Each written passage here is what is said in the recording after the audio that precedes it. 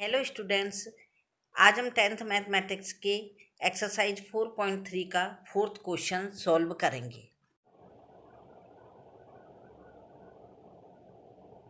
Fourth question है the sum of the reciprocals of Rahman's age in years ago and 5 years from now is 1/3। Find his एगो।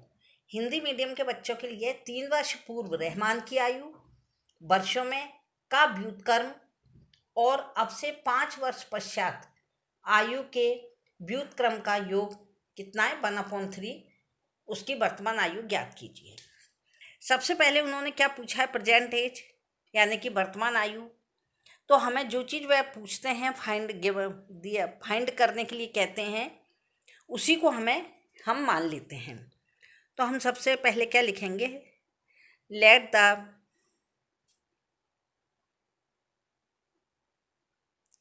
present age of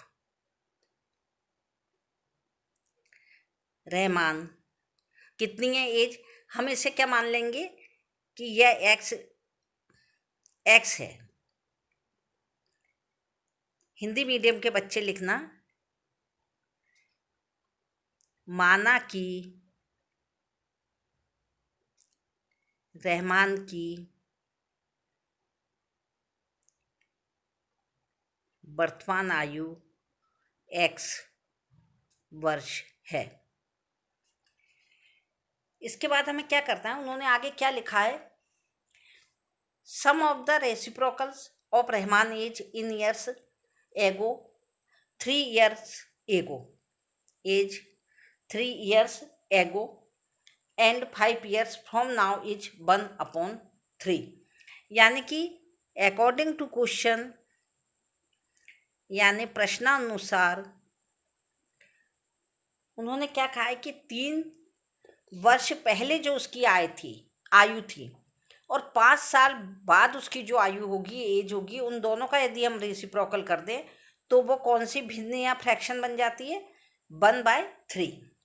तो हमें according to question प्रश्नानुसार क्या लिखना है, 3 years ago his as कितनी है, as कितनी थी उसकी 5 साल, 3 साल पहले x-3। क्योंकि यदि हमें पहले की एज मालूम करनी है यानी कि पास्ट की एज मालूम करनी है तो हम उसमें से माइनस यानी सब्ट्रैक्ट करते हैं, और बाद की आयु मालूम करनी है तो हम उसमें प्लस करते हैं यानी जोड़ देते हैं। जैसे अभी मान लीजिए आप 10th में स्टडी कर रहे हैं तो आपकी एज एवरेज एज जो होगी वो 16 to 19 होगी।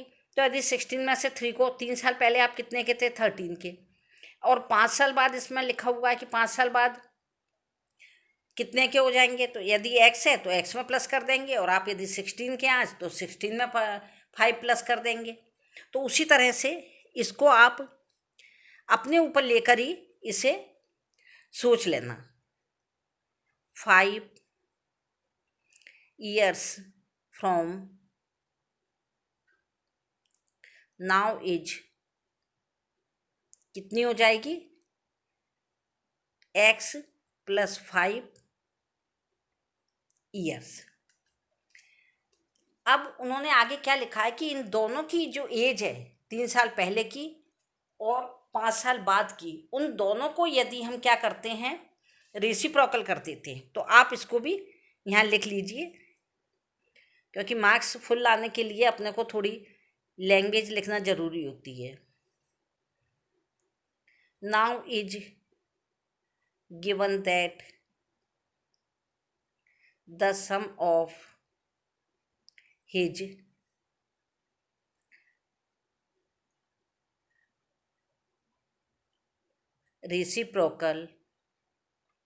रेसिप्रोकल्स कितना है ऑफ रहमान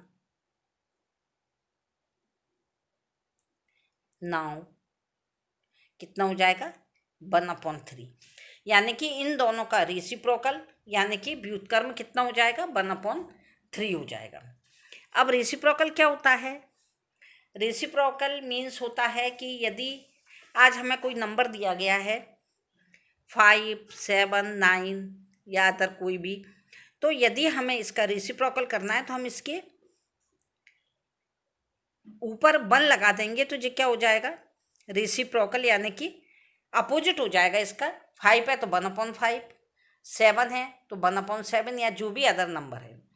और यदि जो फ्रैक्शन में दिए रहते हैं जैसे कि 2/5, 7/9 या अदर कोई भी 3/7, कोई भी नंबर हो सकता है, या 3/11 या कोई भी हो सकता है, तो इसको हम क्या करेंगे, जब रेसिप्रोकल करेंगे तो जी इसका अपोजिट क्या हो जाएगा, इसका अपोजिट हो जाएगा 5/2, 9/7, 11/3, यानी जे अपोजिट, यानी ऊपर का नीचे, नीचे का ऊपर, न्यूमरेटर डिनोमिनेटर हो जाएगा, डिनोमिनेटर न्यूमरेटर। यानी कि ये जब पलट जाती है संख्या तो उसे व्युत्क्रम या रेसिप्रोकल कहते हैं। तो जब हम इसका रेसिप्रोकल करेंगे तो हमारी संख्या कितनी थी, पहली कितनी थी, x-3, तो इसके ऊपर हमने 1 लगा दिया तो ये इसकी x-3 की रेसिप्रोकल यानी व्युत्क्रम हो गया। फिर दोनों का सम कहिए, उन्होंने दोनों का योग कहिए, तो दूसरी कितनी हो गई, x + 5 इजिकल टू जो भिन्न है यानी कि जो फ्रैक्शन है वो कितना हो जाता है, 1/3। अब इसको हम एलसीएम के द्वारा कर लेंगे।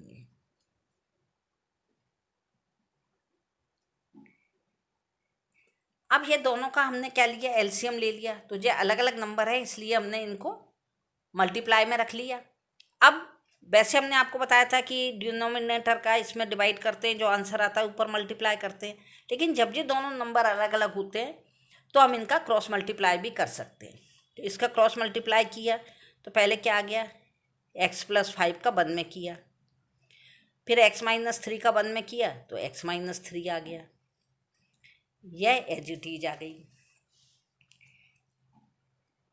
अब x और x को यदि प्लस कर दिया तो जो होगा 2x, और प्लस के 5 में से यदि माइनस के 3 को सब्ट्रैक्ट कर दिया, घटा दिया, तो बड़ी संख्या 5 है इसलिए यहाँ 2 आ गए।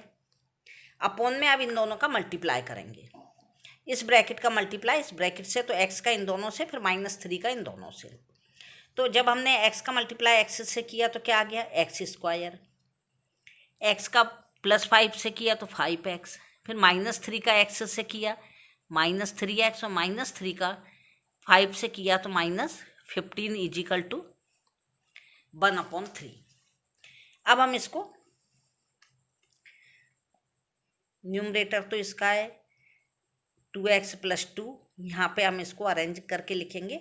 5x में से 3x को यदि माइनस कर दिया तो 2x आ गए, यहाँ 15 आ गए, और इजिकल टू 1/3।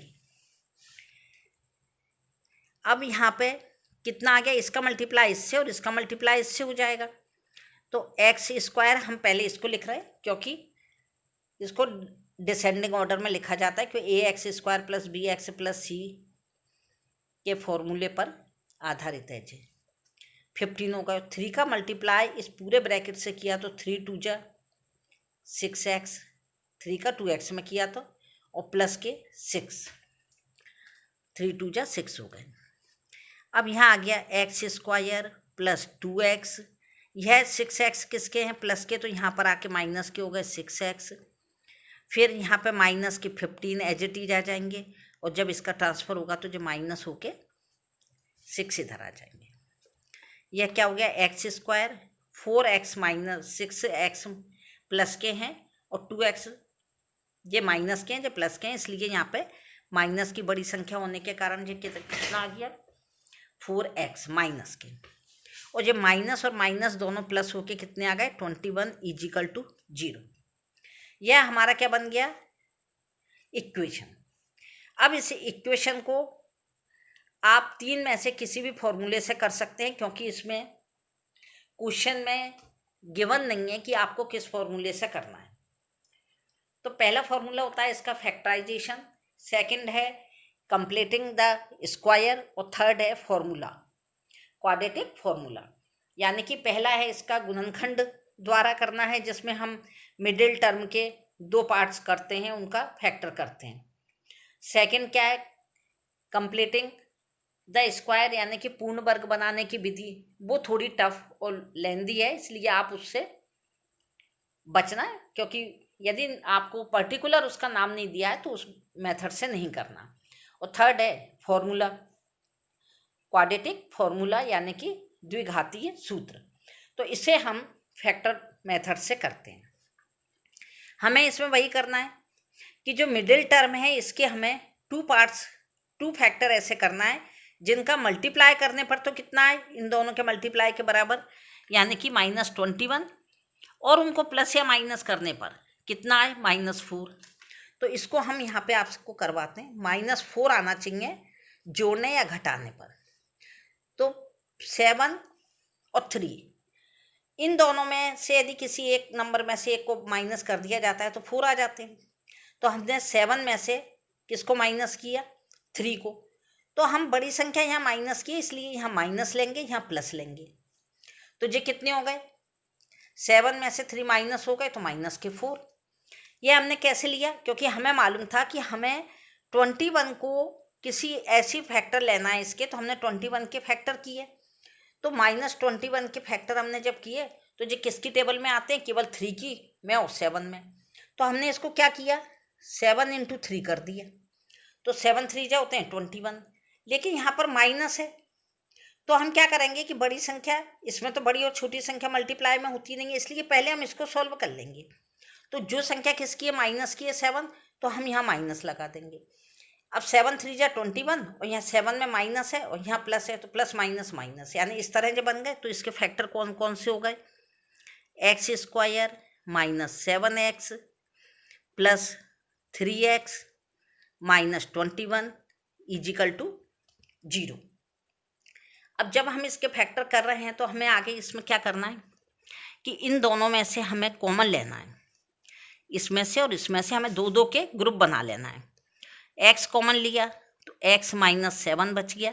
यहाँ हमने +3 लिया, क्यों, क्योंकि 3 की टेबल में 3 भी आते हैं और 21 भी आते हैं।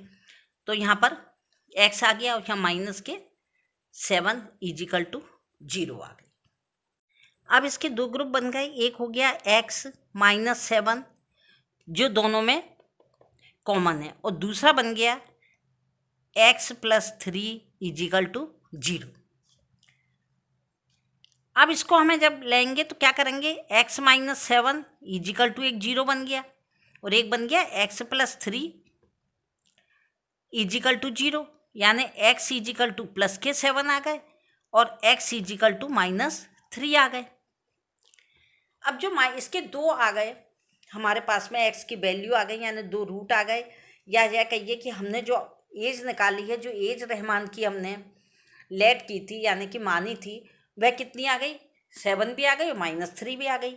लेकिन x = -3 इट इज क्या है, इट इज नेगेटिव। कभी किसी की एज नेगेटिव हो सकती है, कि हम कह रहे हैं कि रहमान कितना है, एक तो 7 साल का भी है और -3 ईयर्स का भी है, तो क्या कभी किसी की एज 0 से छोटी होती है, नहीं हो सकती। इसलिए हम यहाँ पर क्या लिखेंगे कि ये यहाँ तक आने के बाद में आप लिखना सो x = 7, यहाँ पे लिखना however age can never हम कब यूज करते हैं, जबकि हम कहते हैं कि कभी नहीं तो हम कैन नॉट भी लगा सकते थे, लेकिन यहाँ पे क्या नेवर इसलिए यूज कर रहे हैं कि नेवर का मतलब होता है कभी नहीं, कभी भी नहीं हो सकती, नेवर बी नेगेटिव। Therefore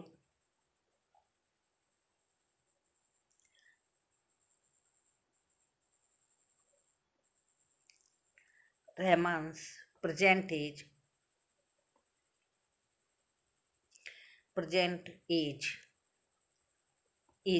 कितनी है, 7 ईयर्स। यह यहाँ पर आप इंग्लिश मीडियम के बच्चे लिख लेना, हिंदी मीडियम के बच्चे यहाँ पर लिखना x = -3 आयु होना असंभव है जो कि 0 से छोटी। आप भी लिखना चाहो तो लिख लेना। बिकॉज -3 क्या है, लेस देन 0। अतः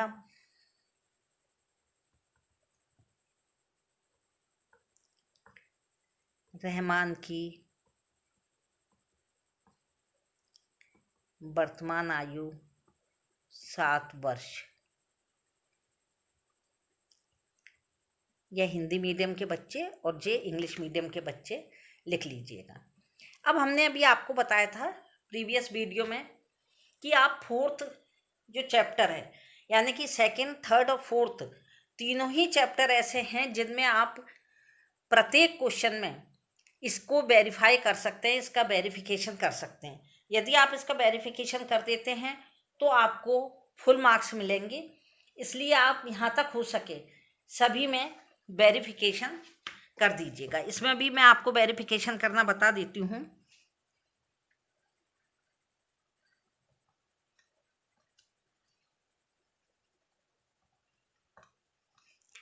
यानी कि सत्यापन। देखिए 2 तरह से इसका सत्यापन हो सकता है कि एक तो हमने आपको बताया था कि ax square plus bx plus c is equal to 0। तो यहाँ पर जो भी इक्वेशन बना है उस इक्वेशन को रख दीजिए और x की वैल्यू जो भी निकली है 7, उसकी जगह आप x की वैल्यू रख दीजिए।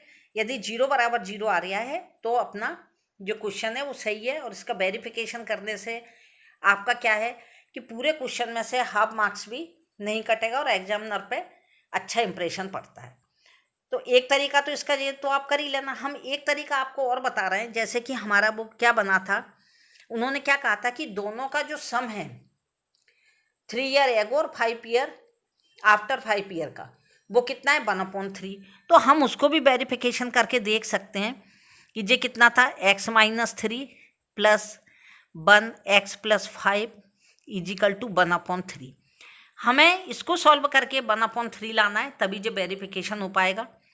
1/x की वैल्यू कितनी निकली है 7 -3, फिर 1 यहाँ 7 प्लस 5।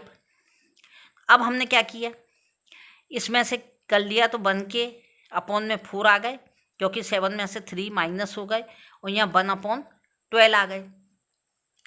अब जब इसको सॉल्व हम करेंगे और इसका एलसीएम लेंगे तो यहाँ 12 आ जाएंगे। इसका 12 में डिवाइड किया तो 3 आए, ऊपर 3 में मल्टीप्लाई कर दिया 1 का।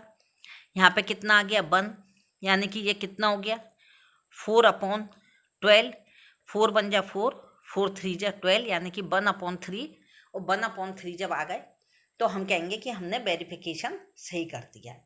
हम इसका भी आपको वेरिफिकेशन बता देते हैं कि यदि आपको यह थोड़ा समझ में नहीं आ रहा हो तो आप इससे भी कर सकते हैं। वेरिफिकेशन लिखिएगा और फिर इससे आप इसको वेरीफाई कर दीजिएगा, जिससे कि आपको फुल मार्क्स मिलेंगे।